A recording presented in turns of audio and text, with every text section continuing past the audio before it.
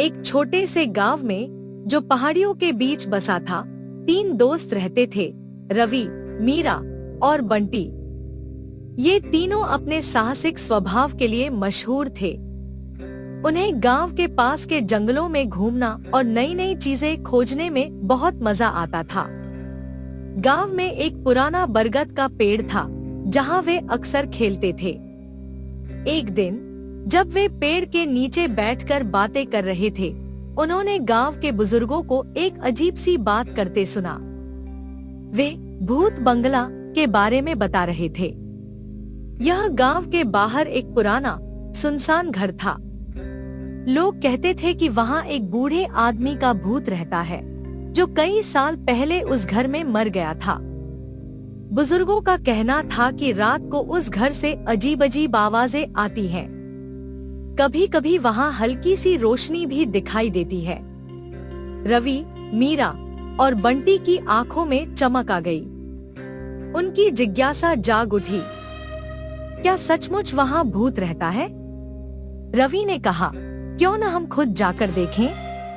अगर भूत है तो हम उसे देख लेंगे, और अगर नहीं है तो गांव वालों को बता देंगे कि यह सिर्फ एक अफवाह है। मीरा थोड़ा डर गई। उसने कहा, लेकिन अगर सच में भूत हुआ तो? बंटी, जो सबसे छोटा था, हंसते हुए बोला, अरे हम 3 हैं, भूत हमारा क्या बिगाड़ लेगा? चलो रात को चलते हैं। उन्होंने फैसला किया कि रात को जब गांव सो रहा होगा, वे चुपके से भूत बंगला जाएंगे। उस रात चांदनी बहुत तेज थी। गांव में सन्नाटा पसरा हुआ था। तीनों दोस्त अपने घरों से चुपके से निकले और भूत बंगला की ओर चल पड़े। रास्ते में हवा ठंडी थी और पेड़ों की छाया डरावनी लग रही थी। जैसे जैसे वे घर के पास पहुंचे, उनकी धड़कनें तेज हो गई। भूत बंगला पुराना और टूटा फूटा था। उसकी खिड़कियां टूटी हुई थी और दरवाजे हवा से चरमरा रहे थे। चांद की रोशनी में वह घर और भी डरावना लग रहा था। अचानक उन्हें अंदर से एक अजीब सी आवाज सुनाई दी, जैसे कोई फुसफुसा रहा हो। रवि ने हिम्मत करके दरवाजा खोला। तीनों अंदर दाखिल हुए। घर के अंदर हर तरफ धूल और मकड़ी के जाले थे। फर्नीचर पुराना और टूटा हुआ था। उन्होंने एक कमरे में कदम रखा जहां एक पुरानी मेज और कुछ कुर्सियां पड़ी थी। तभी ऊपर के कमरे से कदमों की आवाज आई। टक टक टक। मीरा ने डर से बंटी का हाथ पकड़ लिया। उसकी आवाज कांप रही थी। यह क्या था? रवि ने कहा, चलो ऊपर चलकर देखते हैं। वे धीरे धीरे सीढ़ियों की ओर बढ़े। सीढ़ियां हर कदम पर चरमरा रही थी। हर ध्वनि के साथ उनका डर बढ़ता जा रहा था। ऊपर के कमरे में पहुंचते ही उनकी नजर एक झूले वाली कुर्सी पर पड़ी। उस पर एक छायादार आकृति बैठी थी। वह धीरे धीरे उनकी ओर मुड़ी। यह एक बूढ़ा आदमी था। लंबी सफेद दाढ़ी, चमकती आंखें और चेहरा पीला। उसने अचानक एक ठंडी हंसी हंसी। हाँ हाँ हाँ। तीनों दोस्त चीख पड़े। वे भागने ही वाले थे कि बूढ़े आदमी ने कहा, रुको, डरो मत, मैं तुम्हें नुकसान नहीं पहुंचाऊंगा। उसकी आवाज गहरी और धीमी थी। रवि ने हिम्मत जुटाकर पूछा, आप कौन हैं?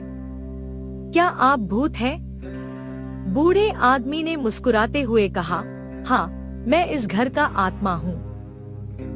कई सालों से मैं यहाँ अकेला हूँ।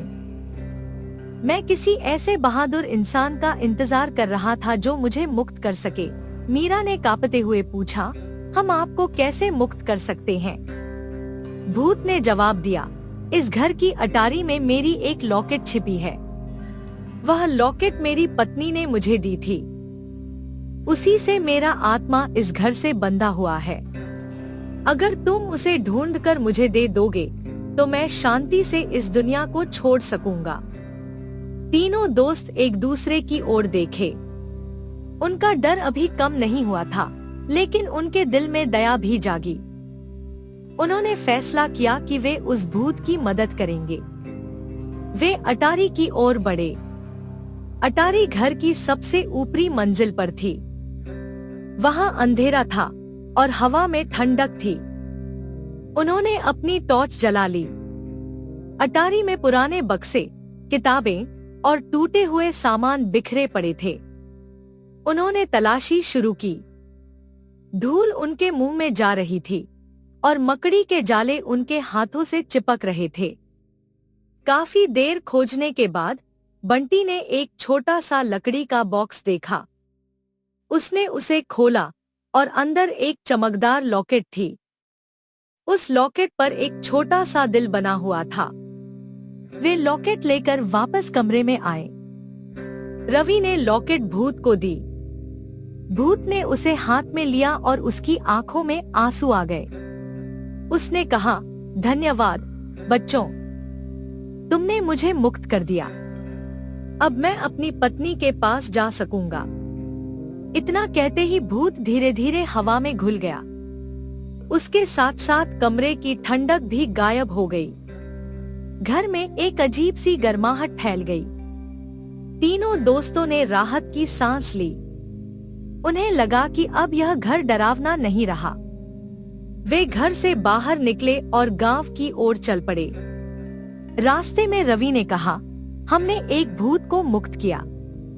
कितना मजा आया। मीरा हंसी।